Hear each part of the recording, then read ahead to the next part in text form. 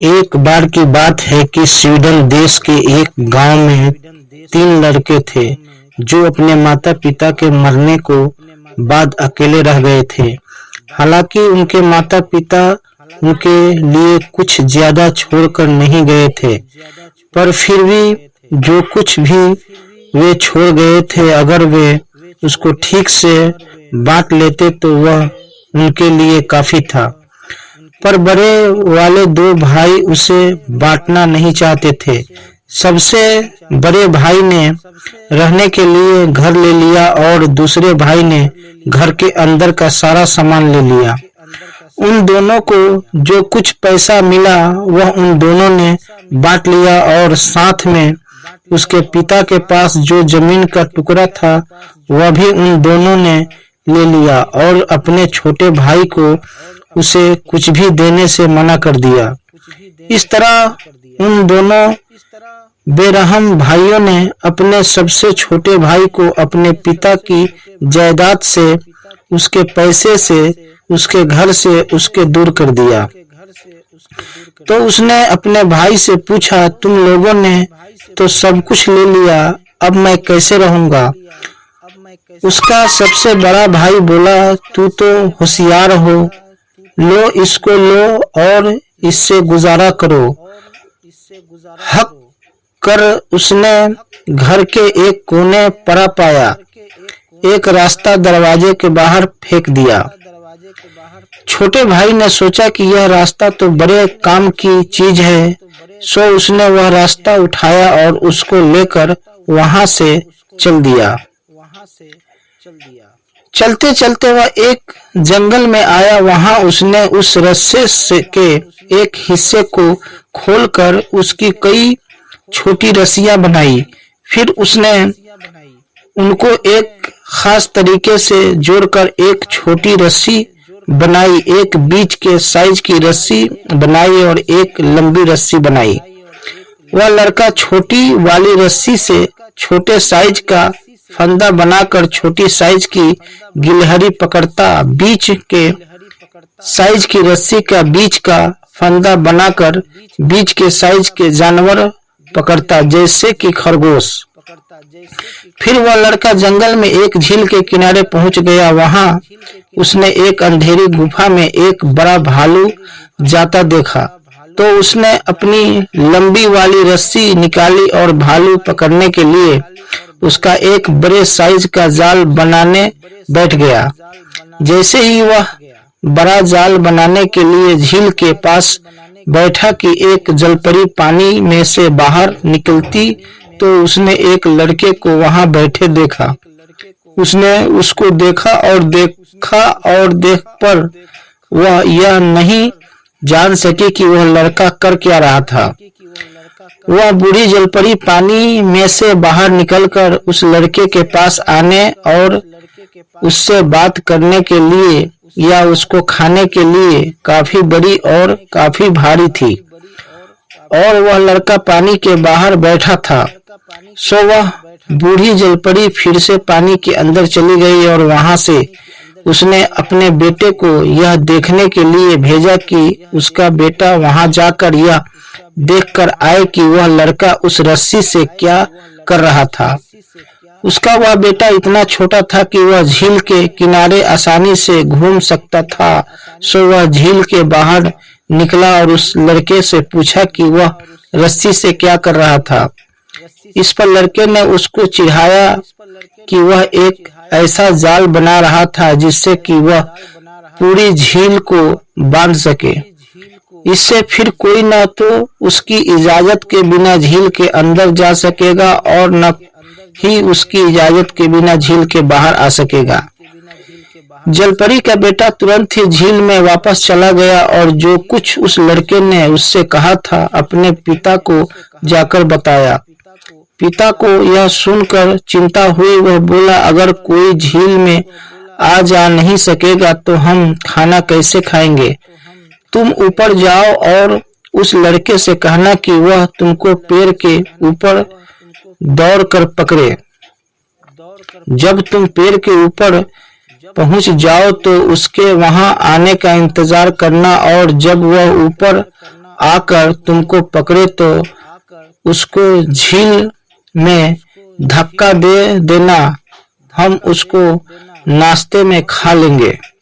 जलपरी के बेटे ने वैसा ही किया जैसा कि उसके पिता ने उसे कहने को कहा था।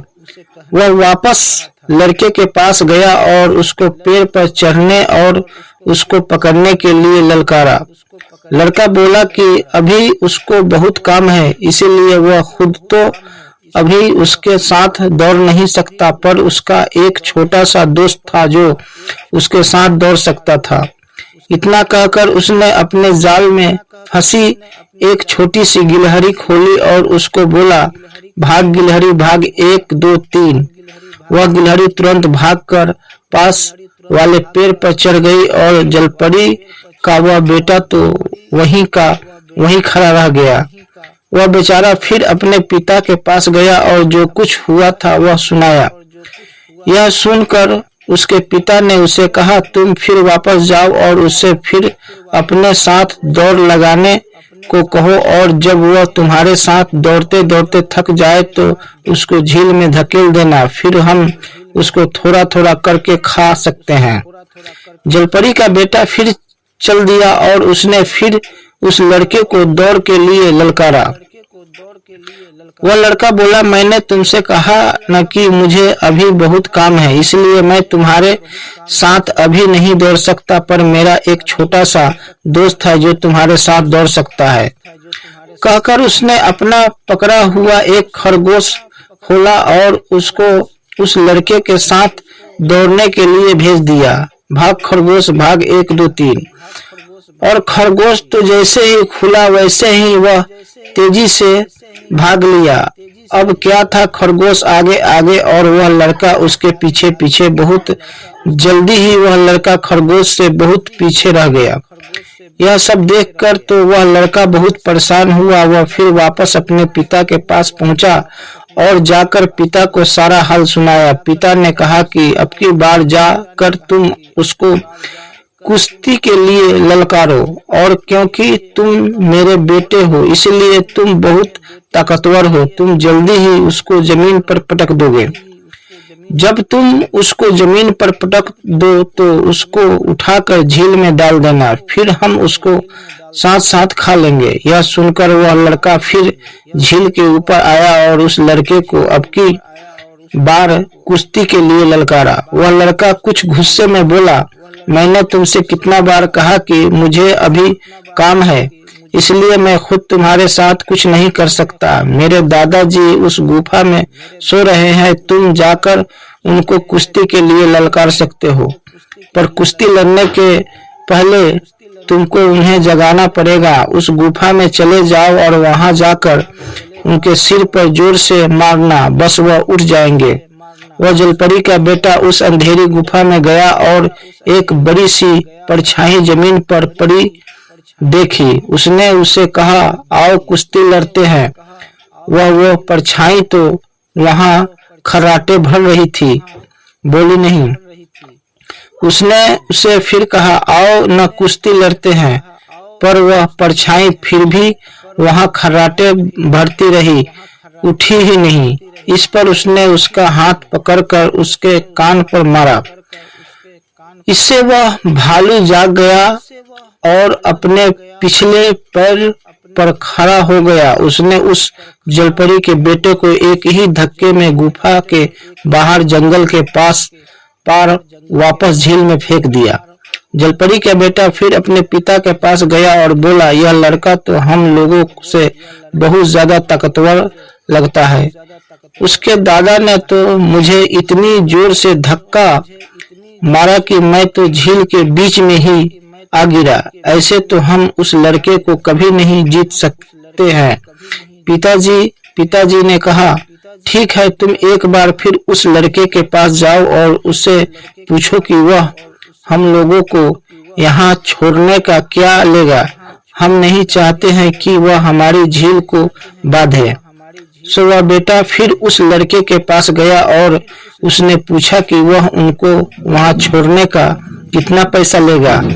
लड़के ने अपना टोप उतार कर उल्टा करके उसके सामने रख दिया और बोला, बस यह टोप भरकर।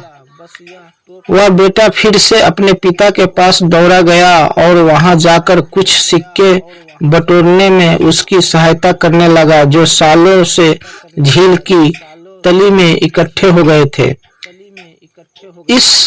इधर जब जलपरी का बेटा चला गया तब उस लड़के ने अपने टोप में एक छेद कर लिया और उस टोप को एक गहरे गड्ढे में के ऊपर रख लिया।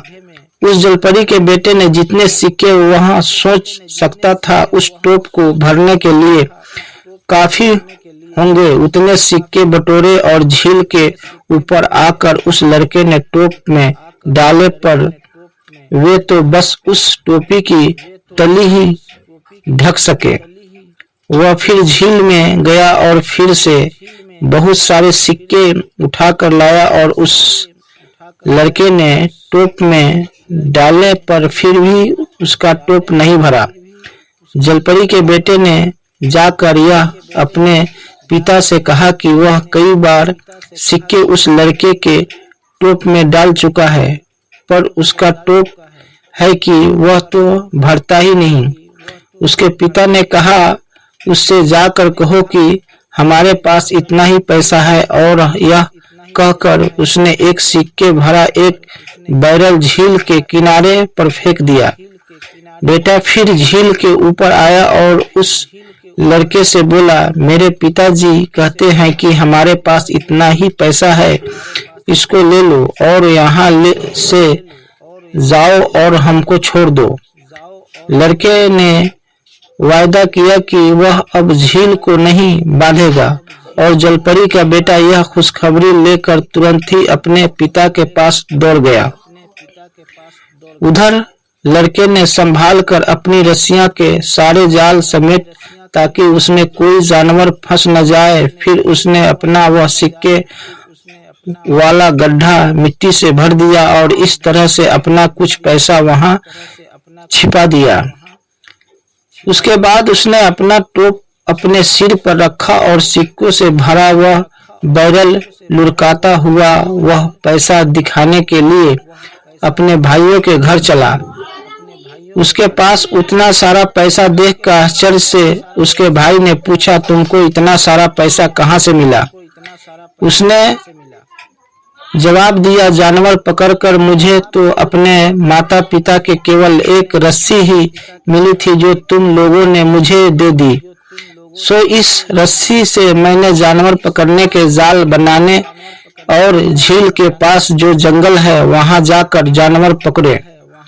वे दोनों एक साथ बोले, तो तुम यह घर और जमीन ले लो और हमको यह रस्सी दे दो। कहकर उस दोनों भाई ने कानूनी कार्रवाई करके वह घर और जमीन अपने छोटे भाई के नाम कर दी और वह रस्सी उसमें खुद ले ली। रस्सी लेकर वे जंगल की तरफ चले गए ताकि वे वहां जाकर जानवर पकड़ सके। उसके बाद वे फिर कभी अपने छोटे भाई को परेशान करने के लिए नहीं लौटे। हो सकता है कि वे अभी भी जंगल में जानवर पकड़ रहे हो, या फिर झील की जलपरी के मेहमान बन गए हो, या फिर उनको वह गुफा वाला भालू ही खा गया हो। कुछ भी हो सकता है। दोस्तों, वीडियो अच्छी लगे तो लाइक करें, सब्सक्राइब करें और दोस्तों के पास शेयर करें। अपना ख्याल रखें। शुक्रिया। अल्लाह हाफिज।